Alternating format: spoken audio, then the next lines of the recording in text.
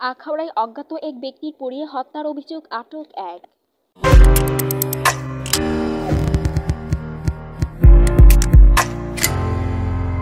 সত্যের সন্ধানে আমরা, ব্রাহ্মণবাড়িয়া নিউজ। ব্রাহ্মণবাড়িয়া আখাউড়ায় গর্তে ঢুকিয়ে এক ব্যক্তিকে পুড়িয়ে হত্যার অভিযোগ উঠেছে। তার দেহের বেশিরভাগ অংশ পুড়ে গেছে, তবে মাথা একেবারেই ছিল না। হাতে চুরি থাকায় দেহটি নারীর বলে ধারণা করা হচ্ছে। আজ মঙ্গলবার সকালে উপজেলার দক্ষিণ ইউনিয়নের গাজীর বাজার এলাকায় এই ঘটনা ঘটে। এই ঘটনায় পুলিশ ফারহান রনি নামে এক যুবককে আটক করেছে। তিনি উপজেলার দক্ষিণ ইউনিয়ন যুবলীগের সাধারণ সম্পাদক শাহনেওয়াজ ভূঁইয়ার ছেলে। স্থানীয় লোকজন জানান, উপজেলার গাজীর বাজার এলাকায় এক ব্যক্তির বাড়ি থেকে রাজহাঁস চুরি হয়। মঙ্গলবার সকাল 7টার দিকে হাঁস খুঁজতে এসে শাহনেওয়াজ ভূঁইয়ার জায়গায় পরিত্যক্ত টিনের ভাঙা ঘর থেকে দুয়ার গন্ধ বের হতে দেখেন।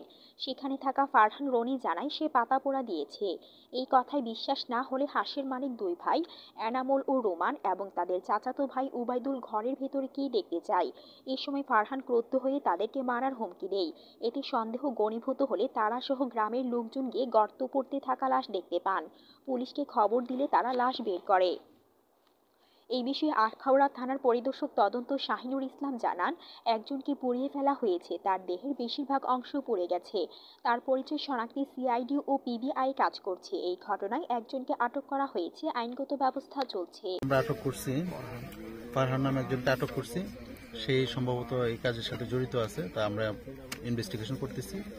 প্রকৃত জড়িত যারা তাদেরকে বের করার জন্য আমরা সর্বোচ্চ চেষ্টা করতেছি। এই মুহূর্তে